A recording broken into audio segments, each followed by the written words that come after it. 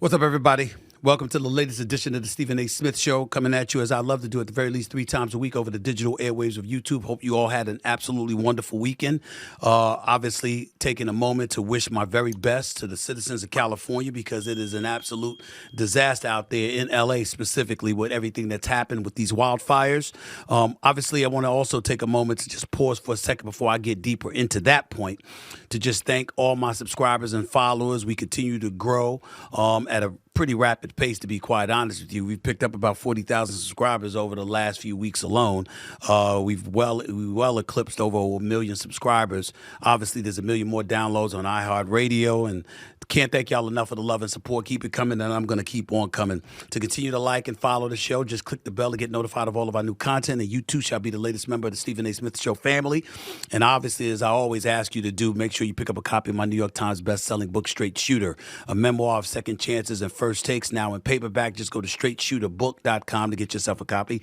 Once again, that's straightshooterbook.com to get yourself a copy. Let me get right into it. I'm going to talk about some football because there's some action going on in the world of the National Football League that we have to get into a little bit later. There's some Trump stuff going on because obviously that's going to be very, very relevant with him scheduled to be inaugurated.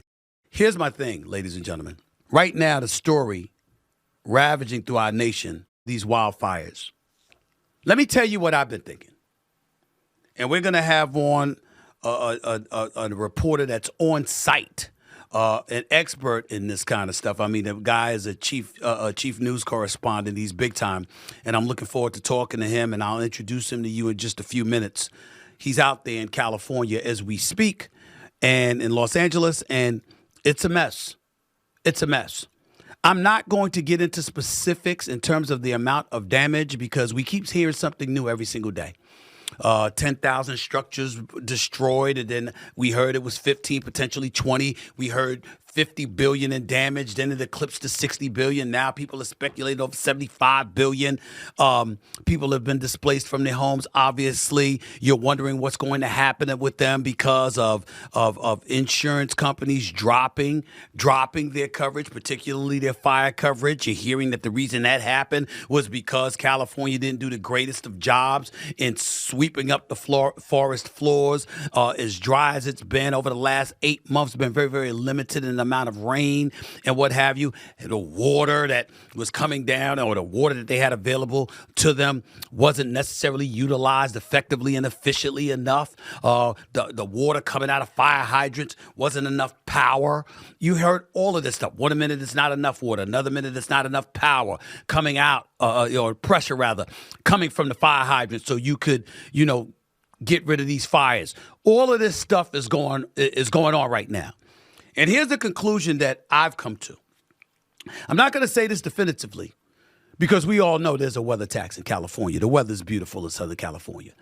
That's why they've been able to charge what they've been able to charge. That's why they've had the nation's highest individual income tax rate and high sales tax burdens and stuff like that. Income tax, sales tax, the list goes on and on. You just look at a whole bunch of stuff. I mean, it's one thing I'm reading here. The state also has high income and sales tax as well as income tax applying to all retirement income except for Social Security. In other words, the state of California are professionals at getting your money. They're professionals at getting your money. I would know. I've been getting taxed from them for years. And I got to tell you something right now because of my travels back and forth for ESPN. I can tell you this right now. There's a legitimate discussion that has to take place as to how beneficial it is to live in the state of California. Seriously. When you consider their tax rates, property taxes don't seem to be that extreme in some people's eyes, but their the income tax, the sales tax, and all the expense that comes with living in the state. When you just, as I read to you last week, learned that California had collected approximately $221 billion in tax revenue. There better not be a money problem. There better not be. You just hear some of these things that's going on right now, and you really, really find yourself wondering what the hell is going on in the state of California. You really find yourself wondering about that. And how beneficial is it to be there outside of the warm weather? It's a sanctuary city. You know they're not trying to capitulate to federal laws, especially with Donald Trump coming into office. Gas prices, food prices, cost of living. All of these things, very, very relevant. And then you got a governor, and you're waiting for answers from him. We're tired of hearing you on the phone with the president. You're on the phone with the president. No, we don't want to hear that. Gavin Newsom's got some explaining to do. Karen Bass, I don't even know if I want to hear from her. I think she's going to get recalled. I think she's been such a disaster with this whole ordeal. I think she's going to get recalled. But that will be a subject that we can get into a little bit later. Right now, there's more pressing things to find out about, to discover. And who better to talk to about that than my next guest? We welcome to the show now the chief national correspondent for ABC News, Mr. Matt Gutman himself. How are you, Matt? How's everything? It's been a bit tough, Stephen A. It's been a rough go for, I think, so many people in California right now. How are you doing? I'm doing all right. Thank you for being on the show. Now, just paint a picture for us, because we've read the reports, we've seen the news, but you're out there. And correct me if I'm wrong. Do you not live out there, sir? I live in Encino, which is just over the mountain over there, an area that's actually under mandatory evacuations as well. Also, evacuation warning. So, yeah, like a lot of us are living this, experiencing it, and working through it. We talk about the scale, Stephen A., and you mentioned that people are reading about it, the news.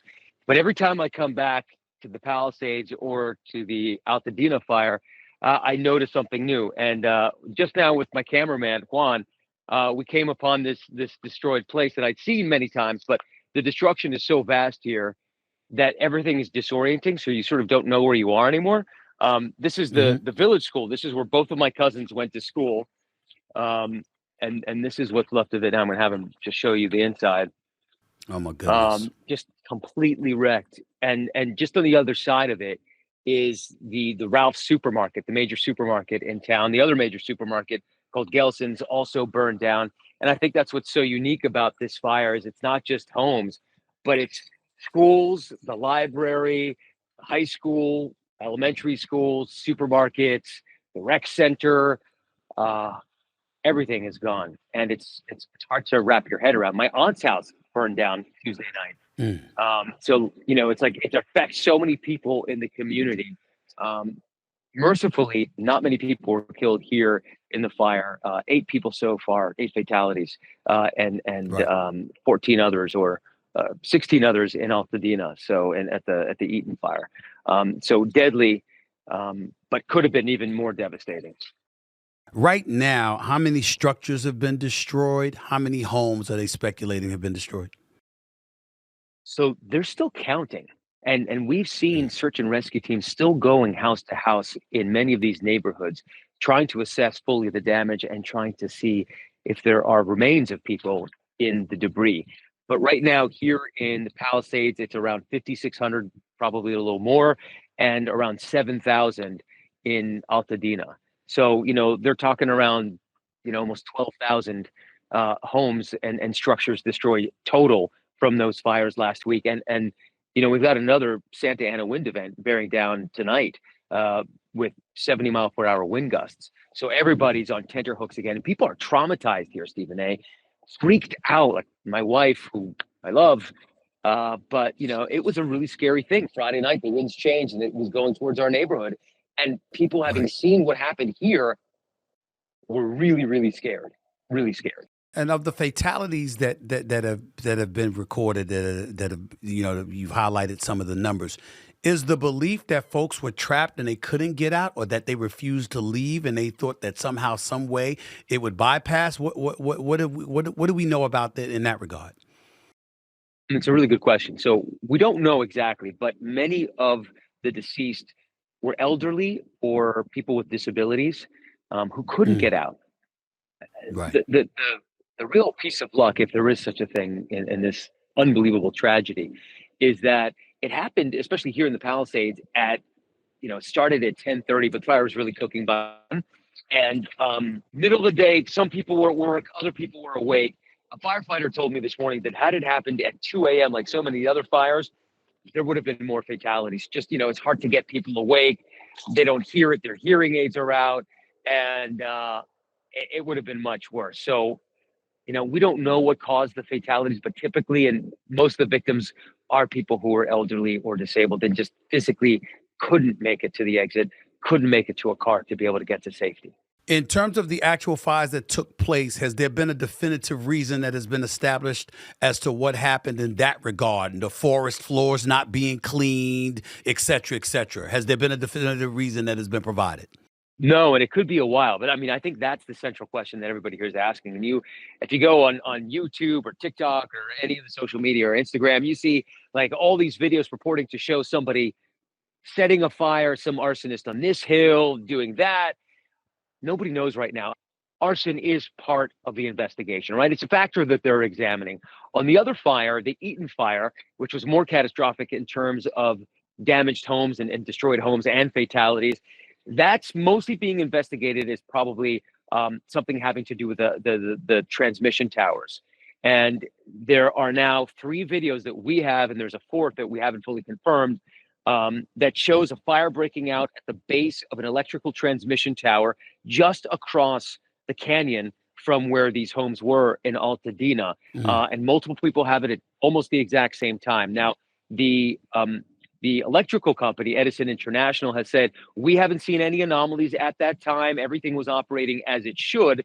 They're not denying that it was them. They're just saying there's nothing to identify their transmission towers as a cause. So that's what is being investigated there. But there are a number of reasons. And it could be, that the brush wasn't cleared. And it could be a million things. But the bottom line is, climate change has made it possible for such a massive windstorm to hit this part of town, which is, you've been here so many times, right? Like the Palisades is nice. It's lush. It's much cooler than the rest of LA. It's got that dampening marine layer in the summer. So this place, it feels different. It's just less humid and more moist. And you don't think of it happening here, but we've had 8 months without any significant rain that has dried everything up. And I wish I could show you stuff, but it's been watered or burned here. But it was so dry here. So you have a combination of those ferocious wind, everything being so dry, the most densely packed county in the country with 10 million people. And that is a recipe for an absolute colossal disaster, which is what happened. Matt, what about all of these reports about there wasn't enough water in the fire hydrants? What about that?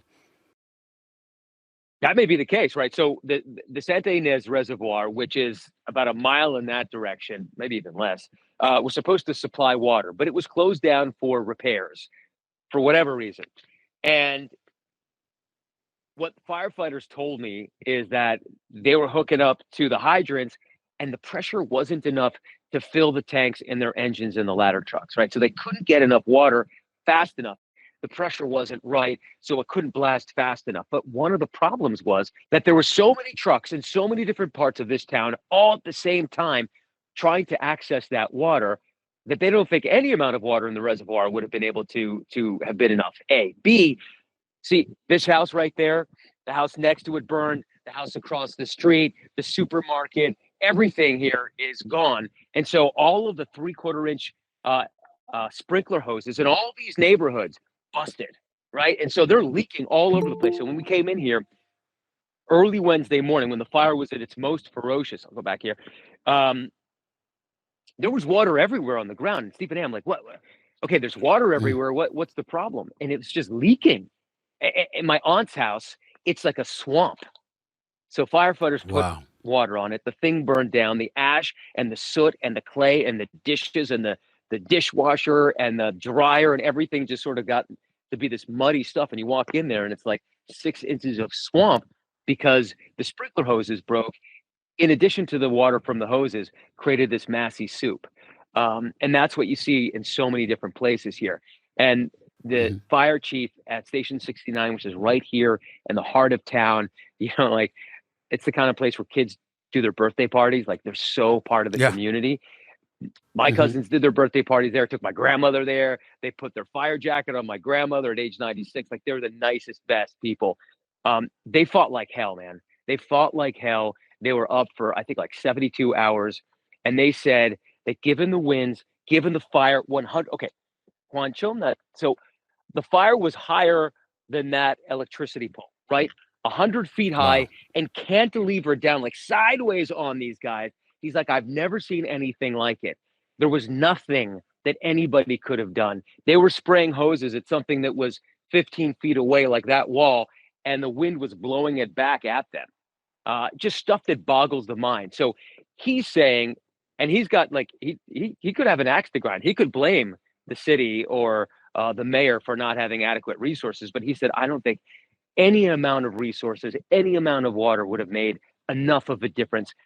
Matt, I know you've interviewed Governor Gavin Newsom in the past. I know you know him. Have you spoken to him since all of this has transpired? I haven't yet spoken to him. We're planning on it either today or tomorrow. I've spoken to his people. It's complicated. Yeah. Today. I can imagine. So I'm wondering, you being out there, what is the noise like? I mean, I've gone off about what we've seen and what we've heard. Obviously, he's taking a lot of heat. Mayor Karen Bass in Los Angeles, she's taking a lot of heat. If you've had time to digest the climate that is out there as it pertains to the politicians and the level of culpability the people feel they have, what would you describe that as being at this moment in time? I think people are pretty upset.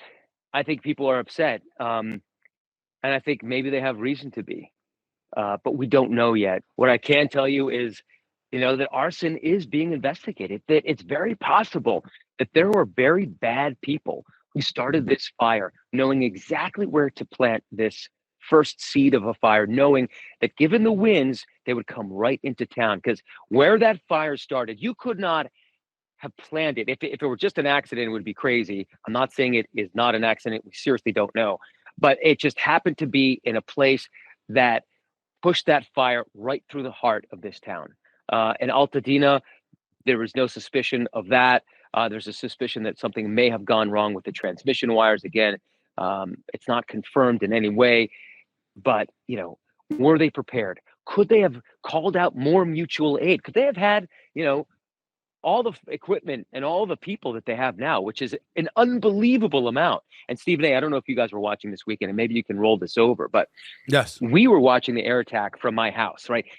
Dozens of helicopters. It was like Vietnam. It was like Apocalypse Now, watching this thing, with the choppers going over your head, like listening to Wagner. Dun, dun, dun, dun, dun, dun, dun, dun. Yep. It was so intense with Chinooks and firefighting helicopters and the DC whatevers, the DC-10s flying over. They assaulted that fire on the ridge above our neighborhood in a way that I don't think I've ever seen. If they had that kind of air assault, if they could have flown in those winds, maybe it would have made a difference. Or maybe if they had all these thousands and thousands of auxiliary firefighters, maybe it would have made a difference. But again, when you talk to the people here on the ground, they say, man, I don't know. That nature, it was so powerful, so indomitable. Maybe there's nothing we could have done. Maybe there's nothing that anybody could have done. Being a chief national correspondent, I know that you've got a whole bunch of sources, connections, and whatever, but this doesn't involve that. We've heard a number, 60 billion, 70 billion, in terms of the amount of damage that has been incurred. Yeah. I'm not asking you to speculate, just asking you to tell me what you've heard about approximately what that number would be, particularly at this moment in time, not even taking into account more, further damage that will be investigated, obviously.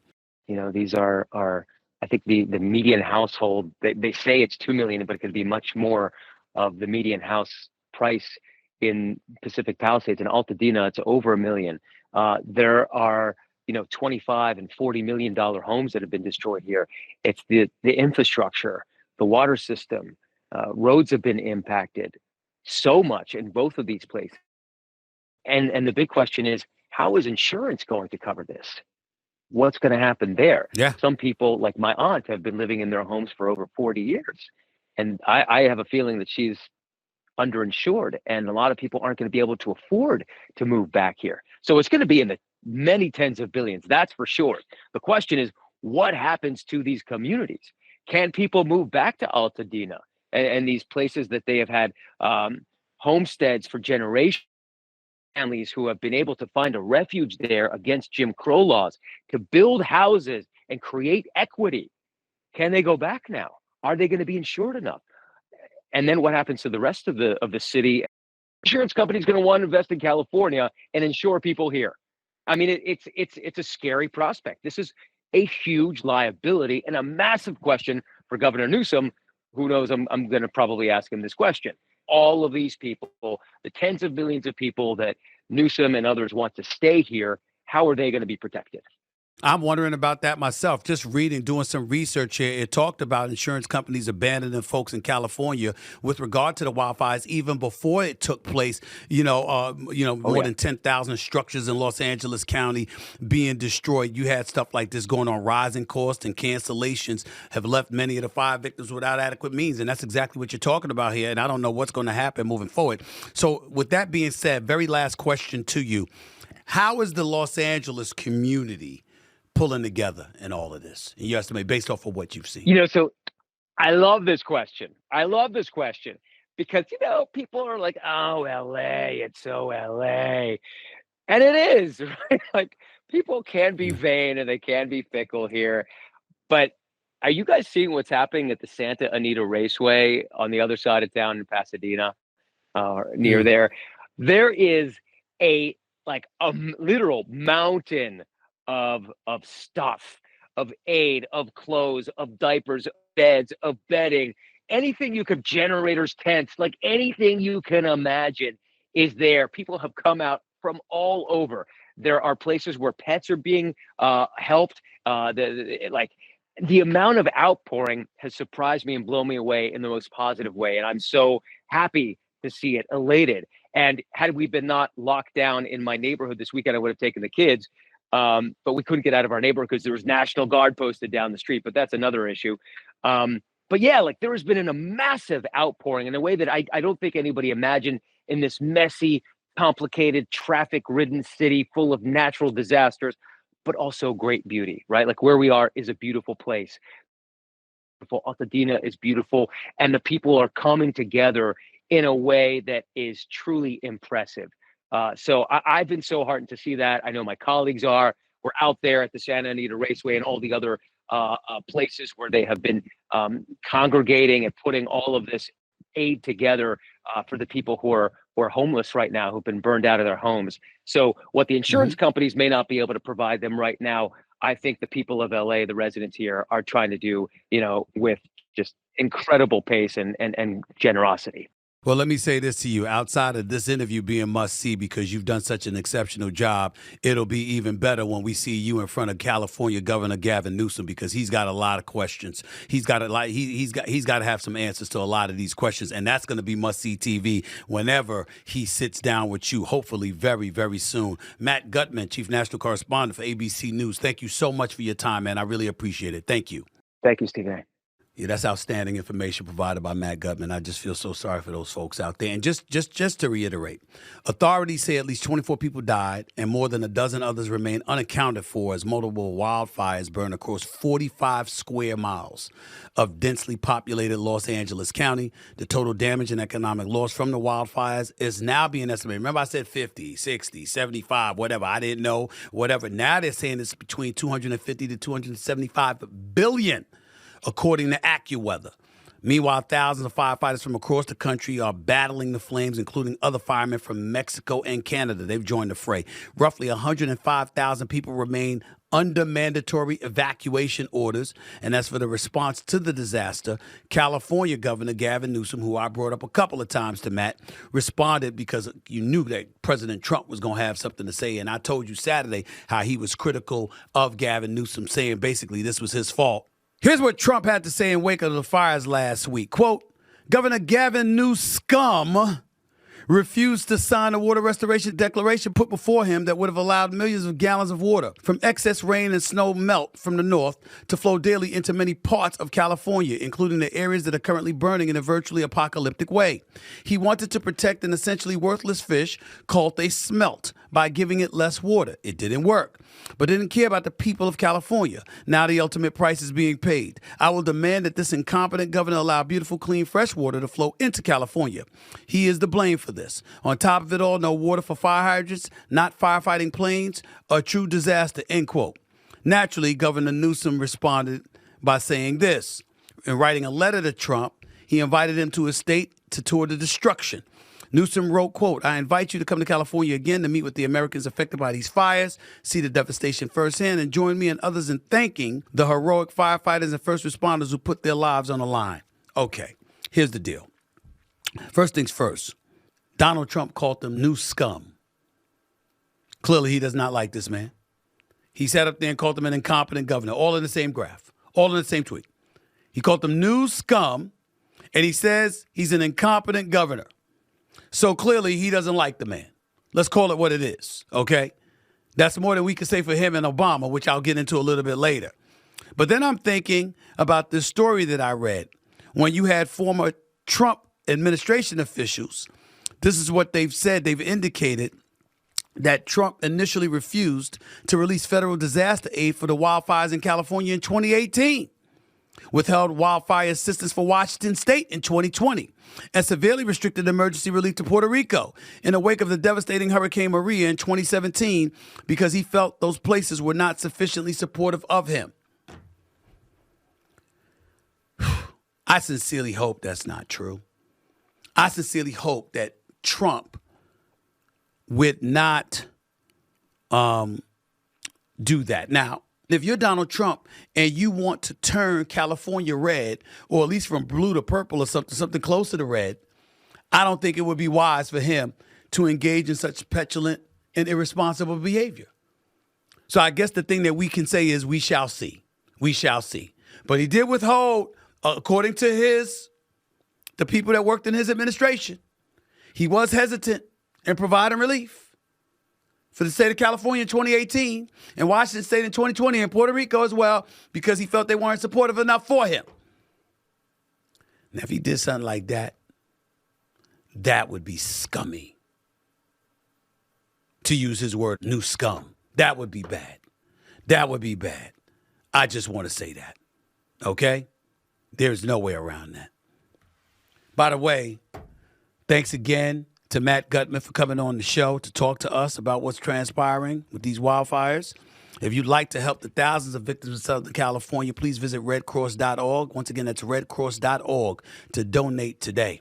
Coming up, they say politics make strange bedfellows. Well, we saw that on display during funeral services for President Carter between Barack Obama and Donald Trump.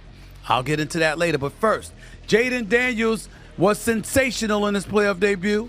And Lamar Jackson is set for a meeting against Josh Allen in Buffalo this coming weekend. I'll get into all of the NFL playoff action in just a minute with my man Cris Carter. Don't go anywhere. It's the Stephen A. Smith Show. Back with more in a minute.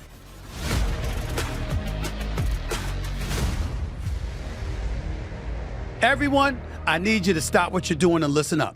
You do know that the NFL playoffs are underway, right? And the College Football Playoff National Championship is next Monday. So with all that action happening, the Stephen A. Smith Show wants to make sure you take advantage of it all. That's why we've partnered with PrizePicks, the best place to get real money action while watching your favorite sports. You see, with PrizePicks, you pick two or more of your favorite players, and then you simply select more or less on their projected stats for the game.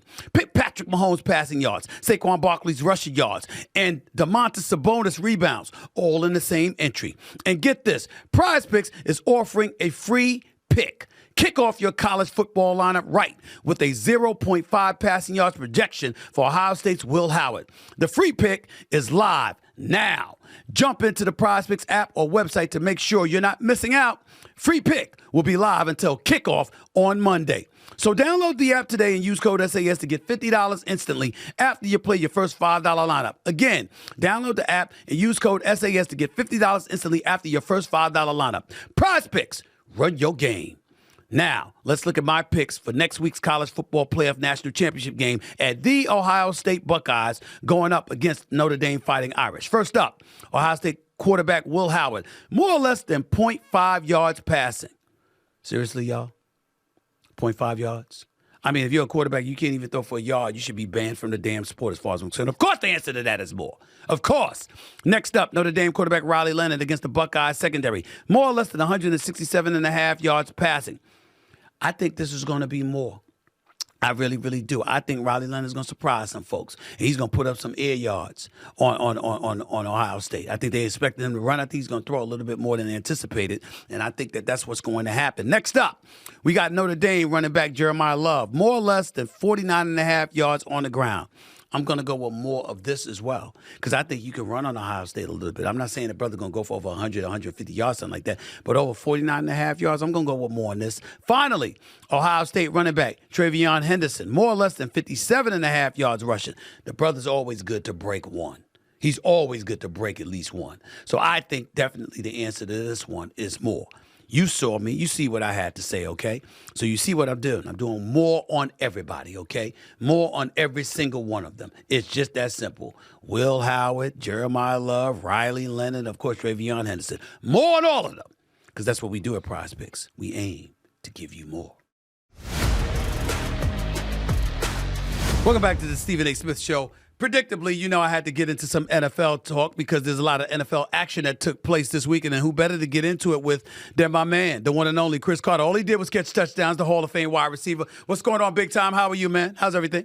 All good, bro. How you doing? You got your studious. I'm not gonna bring up Ohio State because I want to wait till next week. They don't play until next Monday, so I'm gonna wait to press you about that. I know you're feeling it. I know you're feeling it right now, and that's cool. Let's see what they do. All right, but we'll get into that another time, and we'll get into Minnesota, your Vikings in the NFL in just a few minutes. But first things first, talk to me about what you saw this weekend. And what has you most excited about these playoffs? Man, just the overall physicality, and I do believe that it's wide open. Like the margin between who's going to be the best and a team like Washington, the Commanders, with Jaden Daniels, like that margin is really thin, thinner than we've seen in years. So is Philadelphia talented? Yes. But a number of injuries and some other issues. Detroit, are they talented? Yes. Kansas City, who will we see in the playoffs? We know decisive home field advantage. I heard Taylor Swift is at least going to be at the divisional round, so they're almost undefeated with her in attendance. So there's so much. There's such a great storyline, but none of it you can predict. Did you find yourself disappointed in the Philadelphia Eagles yesterday, offensively? That is. Did you find yourself disappointed in what you saw against Green Bay? Well, I'm not going to say disappointed, but I was concerned when you miss 2 or 3 weeks of practice coming down the stretch and you don't have that continuity. And they have had times where their passing games has been average to bad. So now you miss that time. And this is not something that, Jaden is not a natural thrower of the football of like the great quarterbacks that we've had who played in the NFL now and the ones of the past. So when you miss 2 weeks of practice time because of concussion, you're not in your normal schedule. Yes, I could see their passing game being off, especially with the inconsistent way their passing game was during the regular season. What did you think about A.J. Brown being seen on the sidelines reading the book? What did you think about that? I mean, it was motivation. I thought he was doing it to keep his cool because he was so disgusted by being targeted just 3 times and catching 1 pass for 10 yards. I think he's just meditating, trying to keep himself cool. But what did you make of all of that? Very, very wide receiver-ish. And A.J. Brown, the more he plays, the more diva wide receiver things that he starts to add to his repertoire. He is a great player, but I do believe there are a number of issues that he personally has with the quarterback. And when you open up a book like that compared to open up a conversation and communicating, that's just another sign that what they have in Philadelphia, it could be very, very fragile. I know we've seen some great things over their careers thus far. In Jordan Love's case, in the regular season and the postseason, and Justin Herbert, just the regular season. But what are you to make of what you saw of their performances this weekend? I mean, Jordan Love, 3 interceptions. Justin Herbert, 4 interceptions. He threw 3 interceptions the entire regular season and threw 4 interceptions over 32 pass attempts yesterday. I mean, Saturday. What the hell is going on with them? On and off the field, man, you are judged based on what do you do under the worst of conditions. Like, how do you respond? And when you have the responsibility of taking care of that football and you throw the football in harm's way, now, and Jordan Love has done this more so than Herbert. But when you have the worst game of your career, statistically, all these things, they should be criticized. Like, we criticize the quarterbacks a lot in the playoffs because they're the only player touching the ball all the time. Now, yeah, can that be aided by injuries? Can that be aided by drop passes? Yes. But when we give them all the credit, because we give them the big contract, we should be criticizing these two quarterbacks. You know, Jim Harbaugh is not expecting that from his quarterback. Uber talented the way he is, conservative the way Harbaugh is, that is not a championship match right there. I do expect him to repair that next season because he had a great regular season, only throwing 3 interceptions, 4 yesterday.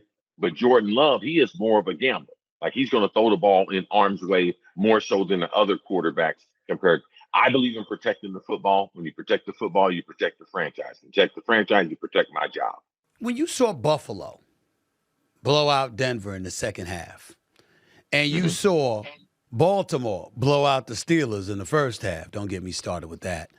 I came into the weekend thinking Buffalo is going to take Baltimore out when they meet in a divisional playoff round. Now I'm not so sure. Based on me watching Buffalo, I know they won. They had a strong second half. You get to the red zone 5 times, only convert once. I think you need more. You got to have 41-18 advantage in time of possession. That's not going to happen against Baltimore next week. How are you feeling about that encounter that's coming up? Oh, this is an epic battle right here. I mean, because all the pressure is on these quarterbacks, not only the franchises, but on these quarterbacks to be able, how far can they advance in the Patrick Mahomes era? And who's going to be able to knock Patrick Mahomes off the throne? But there's tremendous amount of pressure. Man, I mean, this game, though, is I can't believe we're debating over the MVP because the way that Baltimore has played as a team, where would they be without Lamar Jackson? I mean, when you have the type of numbers that he has, he's 13 more touchdowns than Josh Allen, 400 more yards than him passing. I get that, CC. Let me interrupt. And I'm gonna tell you why. I'm gonna tell you why it's debatable. All right. Because even with Lamar Jackson's great numbers, you came into the season with expectations for him in Baltimore in light of the fact that you're still Baltimore and you acquired Derrick Henry. In Buffalo's case, there's no Stephon Diggs. There's no Gabe Davis. And you look at him losing his 2 primary weapons. And plus, McDermott was on a hot seat and wholesale changes were made on the defensive side of the ball. A lot of people didn't expect Buffalo to have a great season, let alone be the number 2 overall seed. That would be the reason for the debate, CC. Okay, no problem. We can have that conversation. But let me tell you something. He didn't play better than me.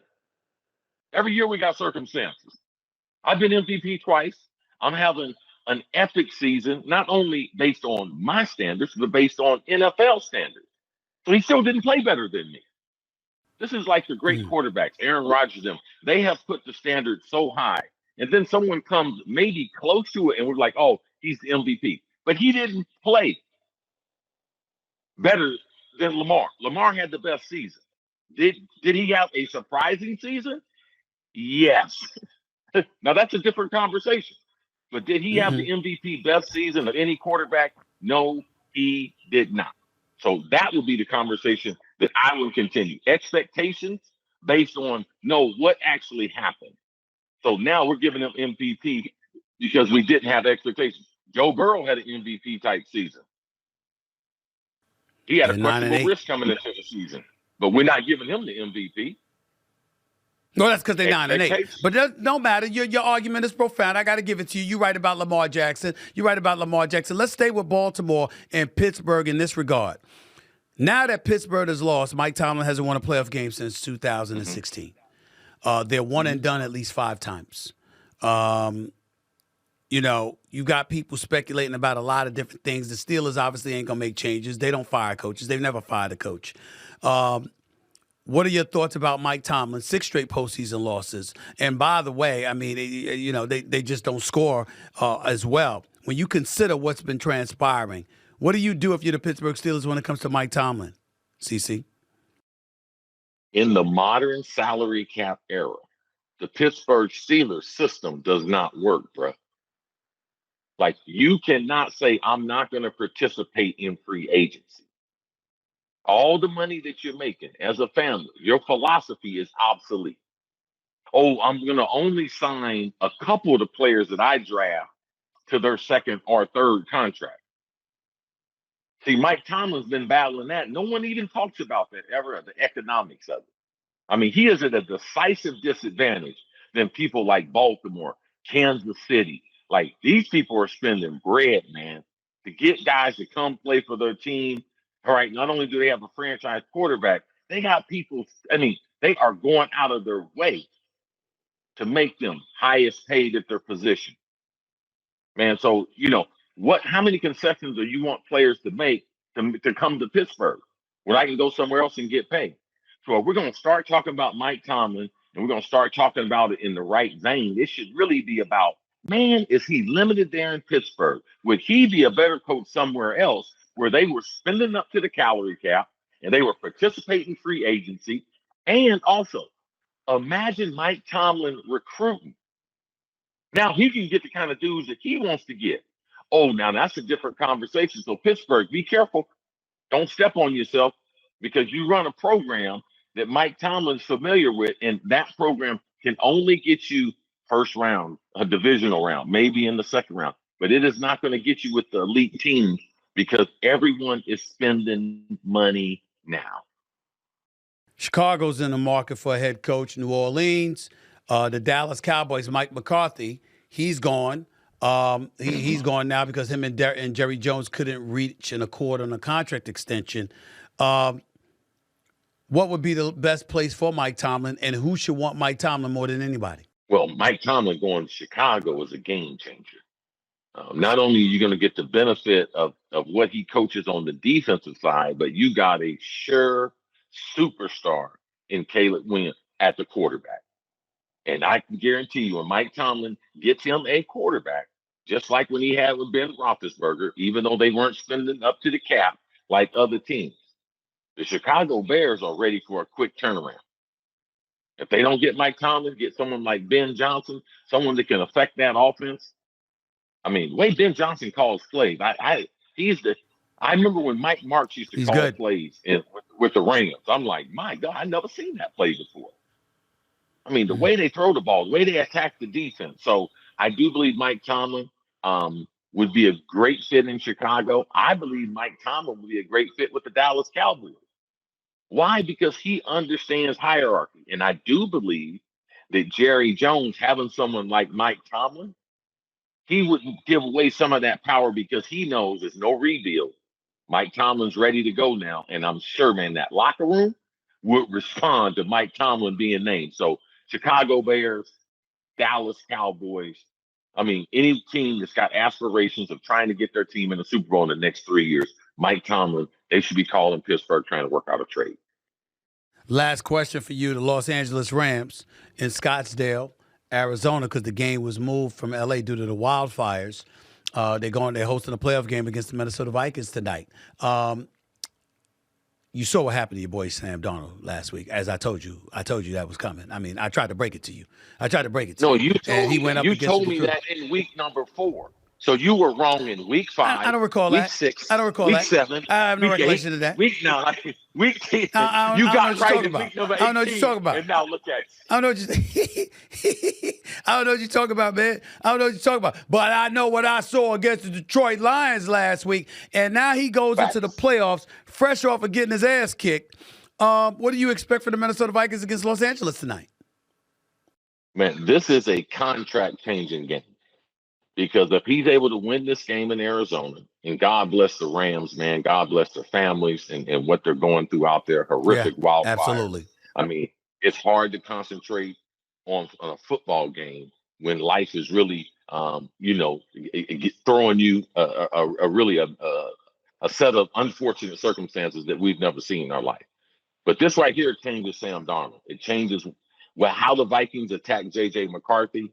It makes a statement of, do they franchise him? Do they sign him to a multi-year deal? Because if he's able to win this game, you can't deny the Vikings got to be able to bring him back.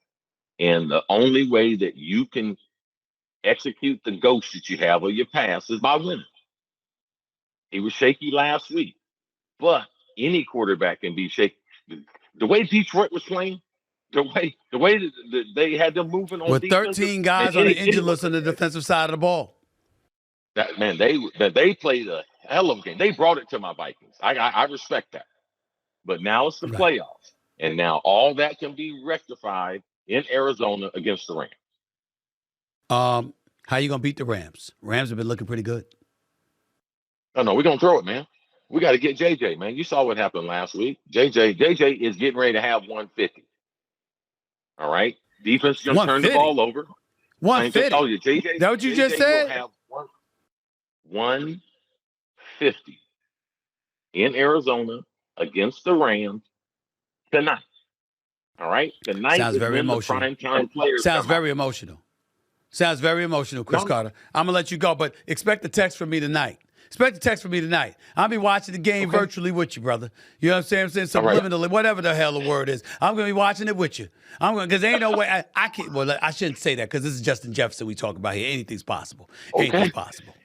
All right, CC. Holler at you later, my brother. My God. Appreciate you. It, man. One only Cris Carter right here with Stephen A. over the digital airwaves of YouTube and, of course, iHeartRadio.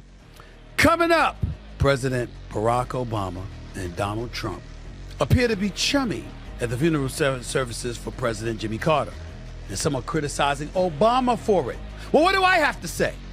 You'll find out in a minute, right here on the Stephen A. Smith Show, over the digital airwaves of YouTube and iHeartRadio. Back with more in a minute. Everyone right now needs to stop what they're doing and listen up and listen good. With all the big-time sports action that's happening each and every day, NFL games, NBA games, and the college football playoffs, the Stephen A. Smith Show wants to make sure you are taking advantage of all of it. That's why we partnered with PrizePicks, the largest fantasy sports platform in all the land, to help you cash in on all your sports knowledge. You see, PrizePicks is a daily fantasy app where you pick two or more of your favorite players and then you select more or less on their projected stats for the game. Choose from any of your favorite players, Saquon Barkley, Jaylen Brown, and Steph Curry, all in the same entry. Then sit back, watch, and chill. The list is endless, y'all. And now with PrizePicks Flex Friday option, you can still cash out even if your lineup isn't perfect. That's right. Every Friday, just look for the protected play. So win or your cash back. And get this, PrizePicks now offers MasterCard for quick and easy deposits into your account during this sports season. Make your picks in less than 60 seconds and turn your sports opinions into real money all season long on PrizePicks. So download the app today and use code SAS to get $50 instantly after you play your first $5 lineup. Again, download the app and use code SAS to get $50 instantly after your first $5 lineup. PrizePicks, run your game. Welcome back to the Stephen A. Smith Show. Before I get on out of here today, I want to take some time to get into some politics and chatter about what we saw last week during the state funeral for former President Jimmy Carter. There were 5 living presidents in attendance to honor Carter, including Presidents Barack Obama and Donald Trump. Here's what Trump said in regards to his apparent friendly exchange between himself and former President Barack Obama, because, you know, you saw them together sitting next to one another, yucking it up, smiling, you know, laughing, having a good time, that kind of thing. And this is what President Trump had to say about that. Quote, "I didn't realize how friendly it looked," end quote. And then while watching the video, he continued by saying, "Boy, they look like two people that like each other. And we probably do," end quote. Now, many have come to criticize President Obama for his interactions with President Trump. Charlamagne the God accused former President Obama of, quote, "kissing the ring," end quote, and pointed out that Obama once called Trump a threat to democracy. And, of course, we heard Don Lemon going off about it as well on his show over on X, if I remember correctly. Look. Was it a good look for Barack Obama? No. On its face, no. Civility is the order of the day. These are two, one's a former president, one's the president-elect. And so there is a relationship to some degree that, everybody should have. We get that. We understand that. Some would say Michelle Obama was more representative than anything because, she wasn't sitting next to him, wasn't there. You look at it from this perspective. Here's my thing. It wasn't a good look, but it wasn't a good look because of Trump. It wasn't a good look because of all the things that were said about Trump during the campaign while you were trying to convince tens of millions of people to vote for Kamala Harris. Fascist, threat to democracy, people bringing up Nazis and all of this stuff when they talked about Trump. So maybe if you hadn't said all of those things, people wouldn't be going off like this. See, to me, I look at it totally, totally differently. I look at it from this standpoint. Everything goes in politics. We understand that. But in the end, it just shows how we should be very selfish in our thinking in terms of us and what's in the best interest of the country, as opposed to listening to what the hell these politicians say, because we just can't trust them. We just can't trust them. The likelihood is that Obama didn't mean half the things that he alluded to or flat out said about Trump. Maybe Hillary Clinton did. Maybe Michelle Obama did. But Barack Obama himself, probably not. By the way, if we're being honest about it, they got a little bit in common, at least when it comes to illegal immigrants. Obama deported more, sent more back than Trump did. He just didn't advertise it. So when Trump talks about closing the borders and not allowing over 14 million legal immigrants into the country and stuff like that, Obama just didn't advertise it, but he damn sure did it. He made sure it didn't happen. It was the antithesis of what Joe Biden did. Joe Biden ordered to open the borders, didn't give any kind of explanation whatsoever. Obama was considered the deporter-in-chief. That brother was not playing when it came to illegal immigrants entering the country. He turned them back, and the ones that were here, he deported a lot of them. He wasn't messing around. He wasn't mincing words. He wasn't playing games. So in that regard, there are some similarities. You got to at least bring that up. I don't think it's that big of a deal. I think class and decorum is the order of the day, especially at a funeral, let alone a funeral with of one of the former presidents of the United States. I don't think that that's a time for vitriol. I don't think that's a time for insults. That's a time for cantankerous or abrasive behavior. I don't think that's not the place. It's not the place. I think that's fair to say. And Obama has always been considered class personified. So it's not that big of a deal. But Charlamagne the God is right when he says it wasn't a good look. I don't know about the kiss in the ring part. I really don't. Because Obama did his 2 terms. He's living his life. And when he's called upon by the Democratic Party to be supportive of it, it ain't fazing him. And oh, by the way, he'll never be campaigning against Trump again because Trump is not running for office after these next 4 years. This is it. I don't think it's that big of a deal. I just think that in light of all that was said about him leading up to the election, I go as far as to say it wasn't a good look. But that's all I'm going to say. It ain't the end of the world. It really, really isn't. That's it for this edition of the Stephen A. Smith Show. I'll holler at y'all in a couple of days. Until next time, everybody, peace and love. I'm out.